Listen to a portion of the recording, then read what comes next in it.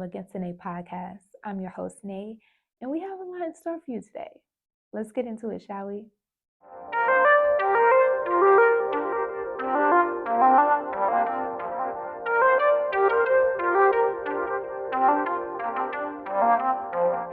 Podcast. I'm your host, Nae, and today we have the lovely SociallyChrissy in the building. What it do? How are you doing today? Pretty good. Better now. Great. I'm doing a podcast, so So how are you mentally and physically today? mentally good. Physically, I think good. I took the bus instead of riding a bike, but I'm gonna ride the bike some part today, so Okay. I say good. I'm hydrated. Right. There we You go. gotta stay hydrated, right? You do. So let's get into it. How were you growing up, like in the younger stages?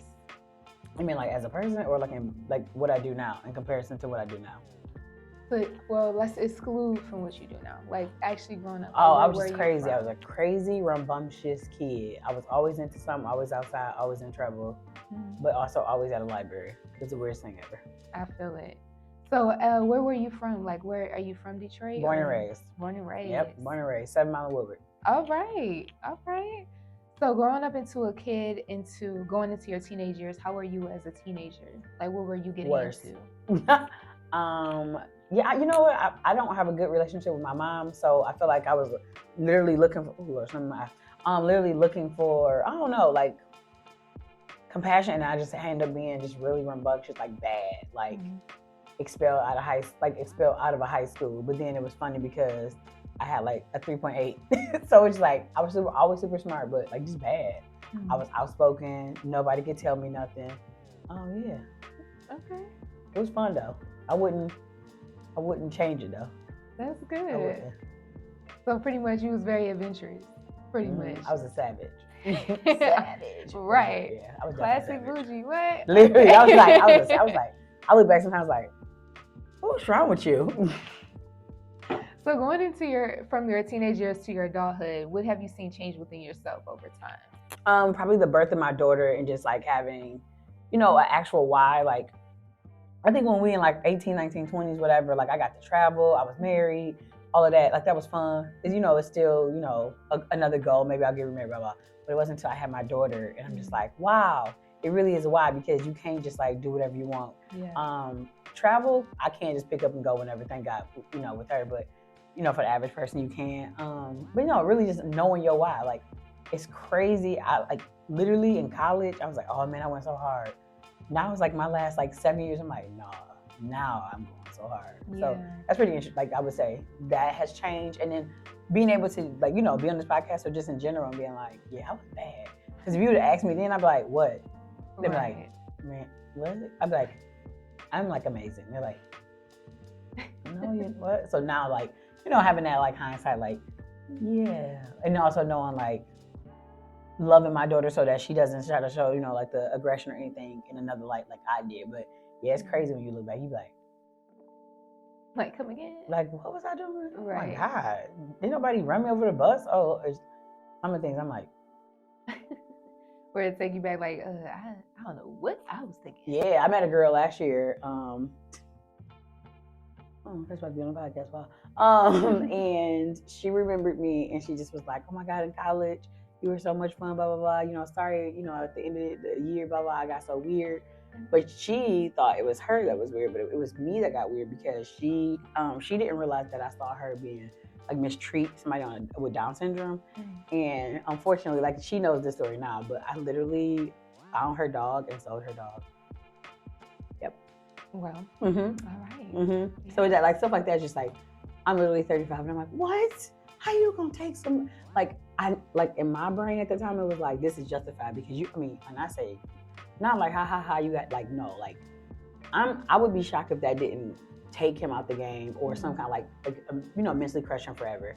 And I just thought what I was doing was good. And even though she still was, a turd, I was still like, oh my God, you took somebody's dog. Because now I'm older and I realize, although I still think it's weird, some of their pets are like their kids. Yeah. And so I'm just like, they do. oh, they probably like a loss in her family. But I was like, no, you don't deserve that dog. So yeah, legit, I was like, you don't deserve that dog.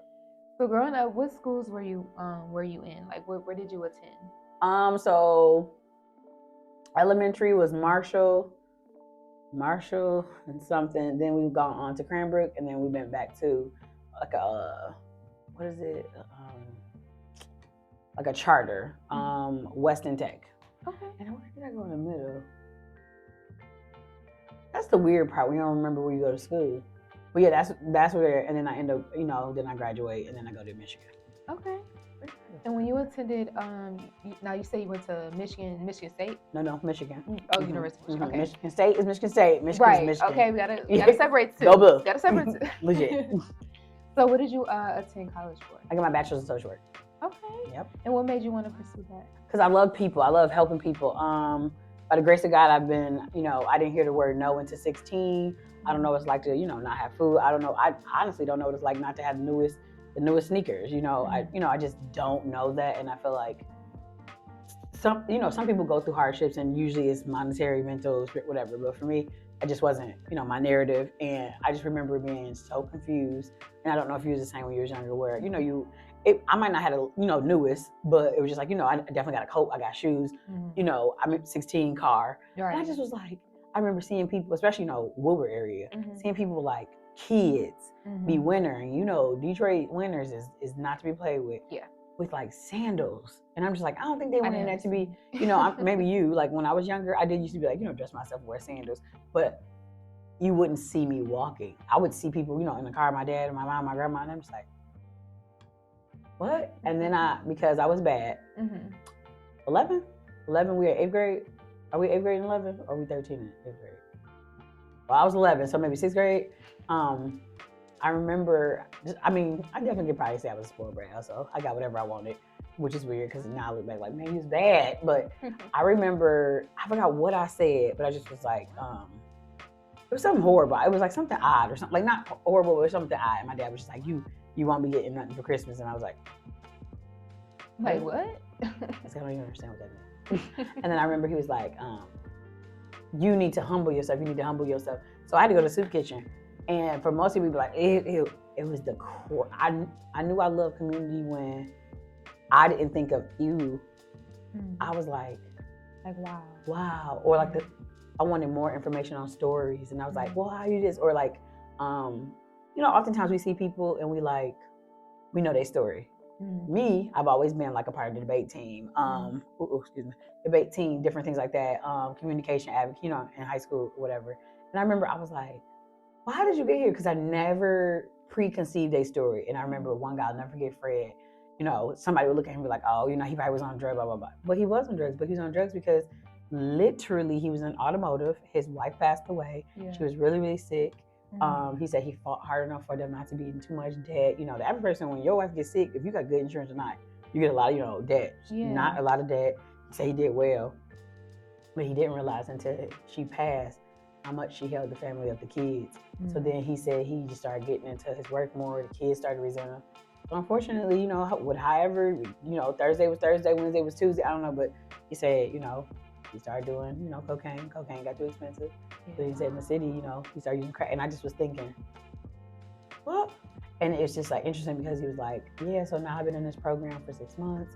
They feed me, blah, blah, blah. And he said, for me, I help them inside of here so I don't leave because that was like his therapy. Now, we still talk to this man is back to heavy 6 figures. He works in a consulting aspect of business, but sometimes people fall and it might be falling lower than what we are expecting, but it's just like, that's that person's story. But I never counted him out. So, from here on out, like even with my daughter, we take her to different soup kitchens. We'll do different stuff where she'll make peanut butter sandwiches. Lately, we had stopped doing that because I've been finding out she's been biting some of the sandwiches and then putting them in the bag. Oh, jeez. Yeah, but we just do that just because it's like, nobody is better than anybody. Like, yeah. Honestly, with the way eggs is $12, we are one paycheck, a dream, and a sneeze away from, being Fred. So. Yeah, at this point. Yeah, and I get that. And honestly, with encountering yourself with the community, it's a big aspect too, because You never know. I try my best. Like after I already told myself, like when I get to that point for myself, I'm gonna like during the winters bring like thermal blankets out here to people that's out here that really needs it. Bring out food and stuff like that. Because I've always been a very helpful person when it comes to people that need it more than me. Even if I'm at to my last dollar, I still give it to somebody else because it's like they still need it more than me because I still have a home to go to. Home and car, you know, or people that you can ask. They might not have nobody. You might be that last person who's gonna get them on that bus that's gonna get to a shelter in time, because we also know that the way they buy so much property, they kicking out. That's the first group of people they're gonna kick out. I mean, look at Midtown. Midtown used to have NSO. Now it's an empty building that Dan Gilbert bought, and he's doing nothing with. And all these people just sitting on the grass because they have no building facility to go to. And it's messed up to see that. And we try to. I love seeing people that actually are genuine about helping others rather than just doing it for the camera or doing it for social media. Because you can tell the difference. Yeah, and that's weird. And it's so weird. Why would you want to get up and do, I'm going to go and record helping others today, but don't really mean it, or they'll pretend that they're giving it and then try to take it back. Yeah, or they like, oh yeah, I give $1,000, but you really just rap like 200s, but underneath it's like, it's just, to me, it's odd. Like I've been in places where they film it only because like that's the community and they want to use it as a recap. But when them individual people like, hey, I'm like, why? Now I do like the new things where they're like going to people and seeing would someone help them. And then giving them. I like that because that does show you like if they actually genuine. Yeah, and it just show you like the people. And unfortunately, like our village is broken. It's very much, but it's definitely interesting. But that's me as a kid and college and all of that. This is kind of interesting. So I do have a question because you are a mother. Am I? No.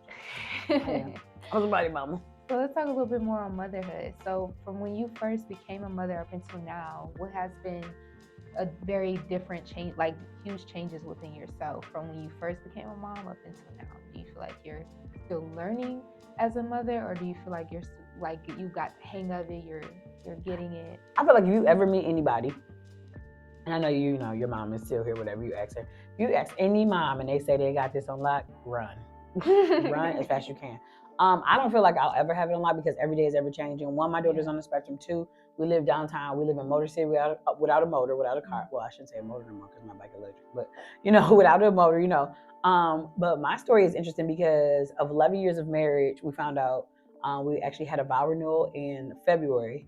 I found out I was pregnant in January with a due date of July. Did not know I was pregnant. Did not want to be pregnant. By March, I had gone to like all the major adoption agencies because I just knew once I had her, she had to be gone. No kind of connection. A year after I had her, I attempted suicide. So that's how like my social journey started with like advocacy, because I attempted because I didn't see any information, especially with Black women.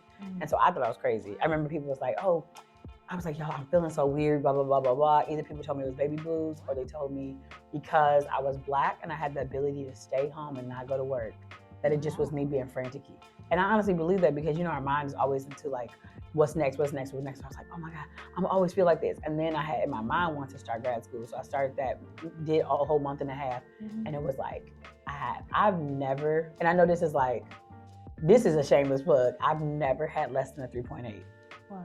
Oh, I mean, I didn't have above a 2.1.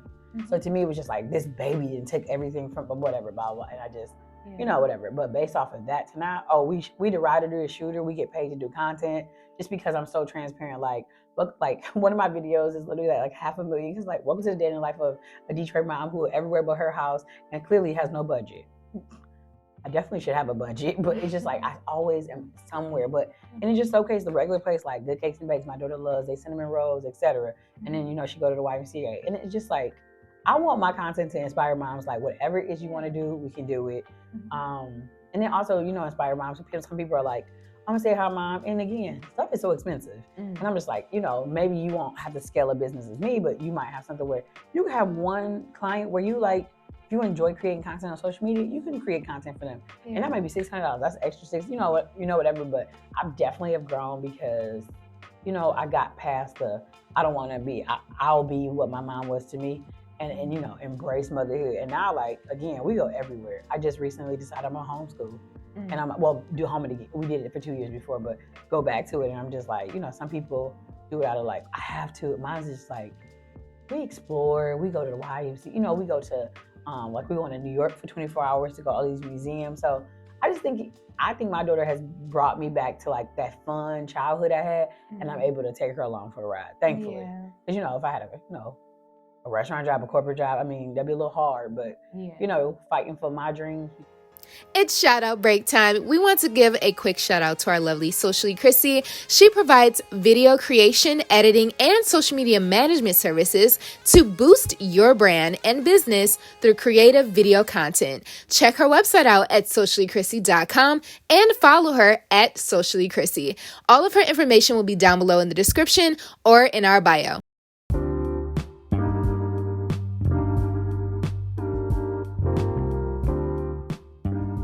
Hey guys, we wanted to take a quick little break just to do a quick shout out to TC's Art Gallery. That is T as in Tom, C as in Cat, S as in Sam Art Gallery. They do custom art, custom jewelry, and custom photos. They also help with your logo, updating your website, or if you need a website, and they help with social media advertisement or social media management. If you don't feel like dealing with your social media at all, contact TC's Art Gallery today. That is T as in Tom, C as in Cat, S as in Sam Art Gallery. And also check out their website at tcsartgalleryllc.square.site. All right, back to the show. Because becoming her mom, I'm realizing like I can do anything. Before I was like, you young, so you might be like, no, I can't. Man, I'd be like, no, I can't, and I'd be looking at her like, somehow I got you $62 asparagus, vanilla ice cream, and some popcorn. So I think I can figure it out. So I think that's how motherhood from beginning to end. Like, it's a roller coaster, but I do it again. I would. Not another kid. Right. I would repeat the roller. But not an additional. Yeah, I don't even know if people can afford more than one kid.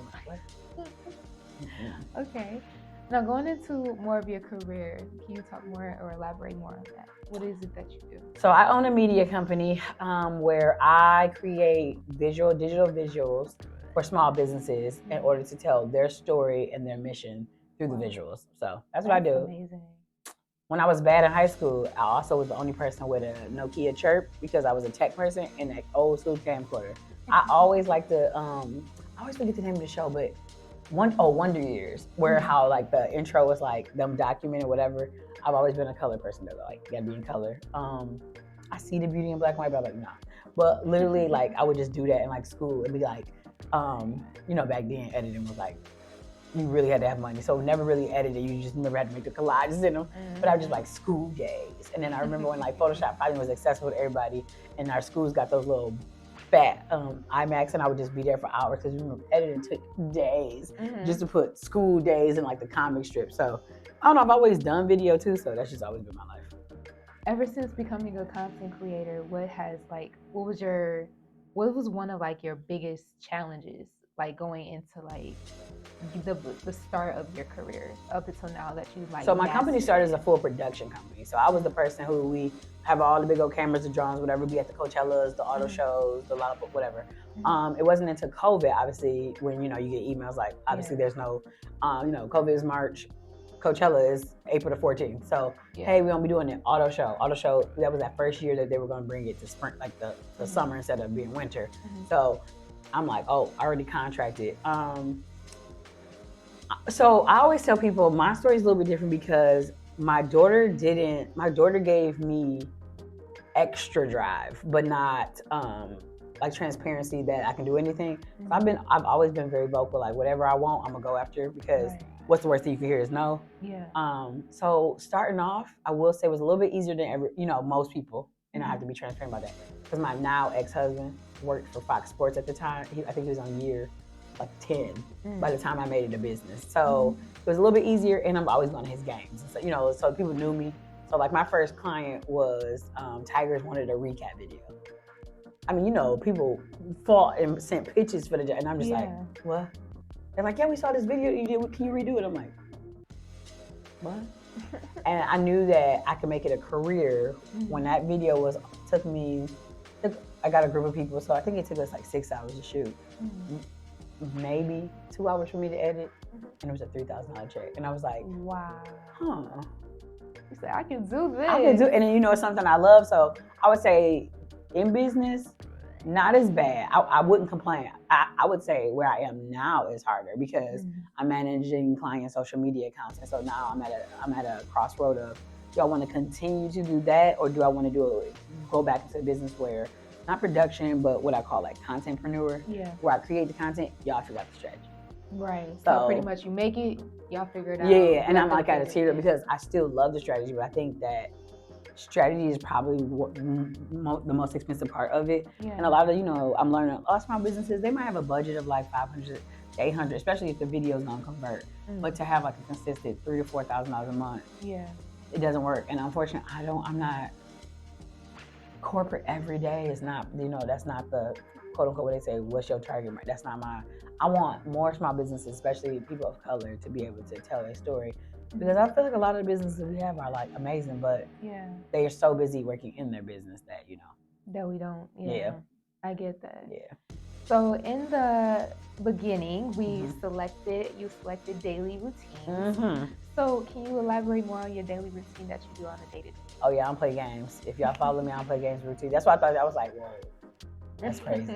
So daily routine. One of the daily routines recently in the last 6 months is I don't touch my phone the first hour of waking up. The only reason my phone is anywhere is because it's an alarm. Another part of my routine is that I used to put my phone in somewhere else in a whole other room. But then I realized that I would just let that alarm go until it stops.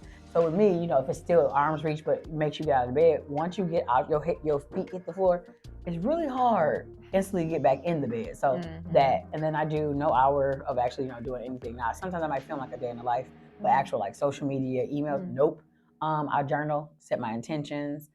Usually I planned yesterday, but sometimes when you plan, I don't think anybody's ever gonna be perfect. You might write something like, oh my God, I did tell that girl I was gonna do da.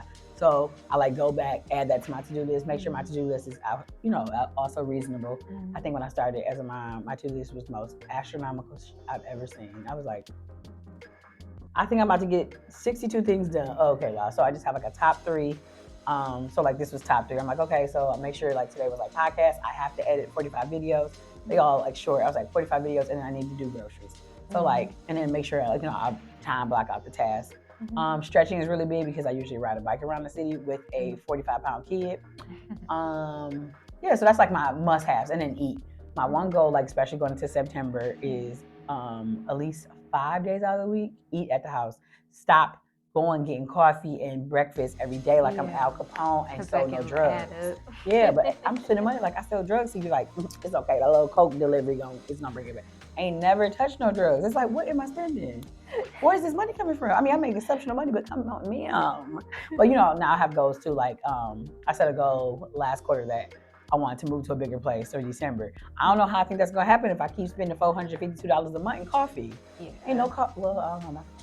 But I can figure it out. So those are the must-haves. Now that we're going into homeschooling, it'll kind of change a little bit. So one of the things is morning walks instead of bike rides because it'll get cold. Morning walks and reading in the morning. I want to get back into. I used to be an avid reader. Now I feel the only thing I read is captions on social media. Some of them don't even be English. I daily dose of words. Literally, I'm so yeah, those are daily routine. Oh, and water. Water's been my thing for past 60 days. What they don't tell you though, you always gotta pee. Drink more water. Just so you know, you also have to pee all the time. And I can't, hear, babe, but we can't put the computer in the bathroom. These nasty folks, they probably pee on my screen. Oh my gosh. They would. They pee on my screen. I told you it's gonna be fun. Oh my gosh. Yeah. I totally get it. So that's lovely. I love it. You pretty much very productive, very strong on your planning aspects and everything. And also you chose a number between 1 and 10. I did. In the beginning as well, you chose number 1. So number 1 is, if you could speak back to, let me set the scene. If you were in a room and you were in front of your younger self, what would you give advice to your younger self, or what would you say to your younger self? No matter how you feel about how your mom treated you, she did the best she could with what she had. Don't let that be something that you walk through life with, that allows you to derail in different things because that is your excuse. That's so weird because my therapist just asked me on Thursday. That's why I was able to be because we hit 5 years, and she's like, you know, so either, you know, I stay with her and we, you know, lower it, the amount that we see her, or she goes, it based off what you say. She literally asked me, but she said, if you were to walk past your younger self, and I was like, what? And I think that's one of the big ones, because, you know, like even the attempted suicide, like when I go back to the most pivotal things that I missed that people said no because my piss poor attitude, when I go back to, you know, unfortunately, I just always go back to, my mama didn't love me. And I'm just like, yeah, look at Tyler Perry. His people was assaulting him, and just, you know, like, I could do so much like my mama this, my mama that, but my mama doesn't have to live my life. My mama didn't miss out on these opportunities. My mama happy with making her like $33,000. But if I want more, I have to go out more. Like you know, my daughter with homeschooling. If I was still in that place, but you know, even 6 years ago when I had her, I feel so bad for her at this age, because the old Chrissy would have been a parent who probably demoralized her and probably was like, or made sure everybody knew she was autistic. Like, people might just say, how are you? Yeah, she autistic. What? I was just trying to go to the bathroom. Like, oh, or, you know, like, let that be. Because I'd be like, oh, my, you know, I have to live through my kids, you know, just, or instead of me, people like, oh my God, I hate eating. Or some people be like, I didn't know she was on the spectrum. Like, oh, sorry, I didn't tattoo on her arm. So just like, you know, it took a lot to realize, like, whether I believe, whether she knows it, whatever, but maybe she did the best she could. Maybe, you know, motherhood wasn't her thing, and maybe the message that God is trying to give her wasn't maybe the motherhood part was like, just making me alive to 18, you know, and maybe her mission is something else, but I can't let her lack of her ability change the narrative of mine. Yeah. And so then, you know, that's what's changed about my daughter. Then my daughter loving her more and seeing her in autism is the most interesting thing ever, because this girl is a cold-blooded genius. The memory, I wish I had memory like her. Like, I literally told her, I was like, I'm going on a podcast. She been gone for 11 days. She came back literally when you tapped me earlier. She came back. Like, I haven't even seen her. And then she said, Mommy, something about Play-Doh. And then she goes, you doing a podcast? And I said, I told you that 2 weeks ago. You done went to Disney World, Peppa Pig, but it's like her memory, like, just so you know. You said you had it. I was like, how do you know? But then she don't know the days of the week, so that's funny to me, because she doesn't. I bet, what day is it? She's like, weekday? I'm like, no, but what day? She'd be like, sunny day? So it's funny that she knew to say pop, but yeah, I definitely would tell that would definitely be what I tell my young self. Like, you just can't, it sucked, but I made it, you know, so I can't just keep like, the reason I robbed your store was because my mama one time said, you're going to be a bank robber. You're like, you literally are 50. Like, that was 30 years ago. Like, you haven't even lived there. Like, I don't know, like, I don't know if you've ever done that where you like have something linger, and then when you do it, you be like, that don't even make sense. Yeah. Like, but you know, at that point, we're going to like, justify it. Like, you be like, why? What's that real? Who this for? Like, who this for? Like, what? But yeah, I definitely would. That was a good question. And it's crazy because I always say everything happens for a reason. Because you randomly chose that question. I know. And both the topics pull and that question. So that's why. And I love me some daily routines. I wouldn't want to say this as like a little secret, like a little I also think for daily routines, don't get me wrong. This Thursday, that bad boy says don't do nothing. So also have days where your daily routine is don't do nothing. Right. Don't do nothing. You need some me time. If it means call off from your job, y'all, half the world don't even use 10% of their PTOs? Yeah, so today's is giving very much PTO. But yeah, so it's not always, I don't want, because somebody messaged me this weekend when I yesterday. Oh, that was the weekend. Posted my Instagram story about how I was planning the week and how you can plan the week. And they were like, I just da-da-da-da. I said, I'm going to be honest. It's really a mindset thing too. Like, how many times how many times I've been trying to lose weight? But now, this is the most invested I've been. I think it takes, you just have to have that right mindset too. So, yeah, daily routines is game changing. You don't have them mugs, your day going to be a hot mess. For sure. But we're about to close it out. But we actually will we doing part 2? All right, we're doing part 2. And part 2 will be on our Patreon. And you got to be subscribers. Get that part 2 though. Right? Okay. Yeah. But we'll love to say thank you to the lovely SociallyChrissy for coming in today. I'm your host, Nae. Do you have anything to say before we go? Just make sure you like, comment, and subscribe. Okay. And make sure you follow me at SociallyChrissy on all social platforms. All right. Thanks for coming in. See you next time.